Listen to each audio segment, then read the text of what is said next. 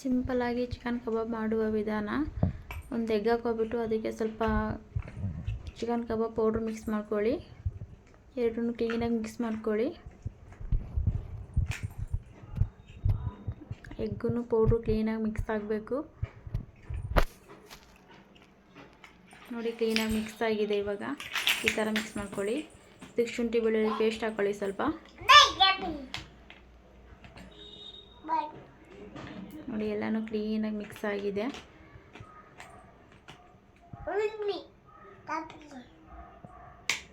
ನೋಡಿ. ಈ ಥರ ಕ್ಲೀನಾಗಿ ಮಿಕ್ಸ್ ಮಾಡ್ಕೊಳ್ಳಿ. ಅದಕ್ಕೆ 1/4 kg ಅಷ್ಟು ಚಿಕನ್ ತೊಗೊಂಡಿದ್ದೀನಿ ನಾನು. ಚಿಕನ್ ಹಾಕ್ಬಿಟ್ಟು ಕ್ಲೀನಾಗಿ ಮಿಕ್ಸ್ ಮಾಡ್ಕೊಳ್ಳಿ. ಅದಕ್ಕೆ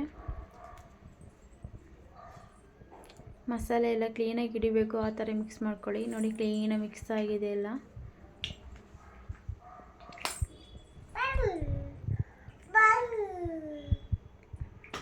ಪ್ಲೇಟ್ ಮುಚ್ಚಿಬಿಟ್ಟು ಒಂದು 10 ನಿಮಿಷ ಹಂಗೆ ಇಟ್ಟಿರಿ. ಒಂದು ಬಾಣಲಿ ಬಿಸಿ ಮಾಡಿಬಿಟ್ಟು ಅದಕ್ಕೆ ಸ್ವಲ್ಪ ಆಯಿಲ್ ಹಾಕ್ಕೊಳ್ಳಿ.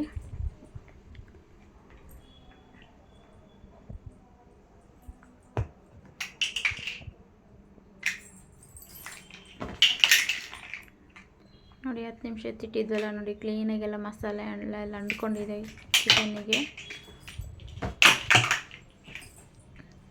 ನೋಡಿ. ಆಗ ಬಿಸಿ ಆಗಿದೆ. ಇವಾಗ ಆಯಿಲಲ್ಲಿ ಫ್ರೈ ಮಾಡ್ಕೊಳ್ಳಿ ಚಿಕನ್ನ.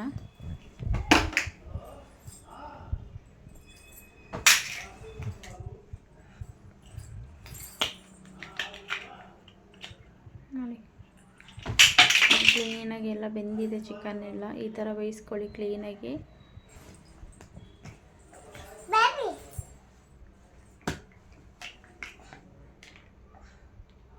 ನೋಡಿ ಬೆಂದಿದೆ ನೋಡಿ. ಚೆನ್ನಾಗಾಗಿದೆ ಕಬಾಬು. ಸೈಡಲ್ಲಿ ಎತ್ಬಿಟ್ಟಿಟ್ಕೊಳ್ಳಿ. ಒಂದು ಪಾತ್ರೆಯಲ್ಲಿ ಹಾಕ್ಕೊಳ್ಳಿ ನೋಡಿ. ರೆಡಿಯಾಗಿದೆ ಕಬಾಬು.